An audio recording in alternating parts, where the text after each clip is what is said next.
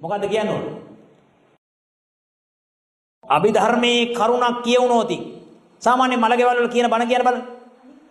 අනිච්ඡාවත සංඛාරා උපාද වය ධම්මිනෝ uppajjitva niruddhanti තේසං උපසමෝ සුඛෝති. කාටද මේ කියන්නේ? මලමිනියට? කාටද කියන්නේ? ඉන්න අයට කියන්නේ. ඉන්න අය අහනෝනේ. ඉන්න අය අහනෝනේ. ඉන්න අය අහනෝ. මල ගෙදර ඉන්න බහුතරයක් ගෙදර ඉන්න අය මොකද කරන්නේ? බිම බලාගෙන අඬනවා, වැළපෙනවා, හරි සුන්දර නව කතා කියනවා, නිසඳස් කියවනවා. අනේ මහත්තයා, ඇයි ඔය ඇස් පියාගෙන අපි ළඟට එන්නකෝ, කතා කරන්නකෝ, වෙනද වගේ hina වෙන්නකෝ. නිසඳස්. දැන් මැරිච්ච මිනිස්සු ඇස් අරින්නේ නැහැ කියලා පොතක ලියලා කියන්න ඕනද? ඇස් ඇරියොත් දුවනවා ෆැමිලි එකම.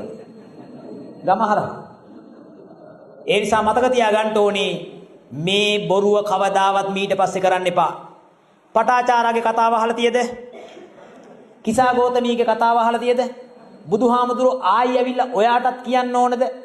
අබ කිසිවෙක් නොමල ගේකින් අබයට මිටක් ගේන්න කියලා ඔයාටත් කියන්න ඕනද? x සමානයි y. කිසා ගෝතමී සමානයි මං. එහෙනම් කිසා ගෝතමීට යම්සේද නොමල ගේකින් කිසිවෙක් නොමල ගේකින් අබයට මිටක් හොයාගන්න බැරි වුණා කියන්නේ හැම ගෙදරකම කවුරු හෝ මැරිලා. එහෙනම් පින්වත් ආයි අපිට අල්ලපු ගෙදර අක් ඇවිල්ලා කියන්න ඕනේ අනේ නංගි අතින් අල්ලගන්න. අනේ නංගි අඬන්න එපා.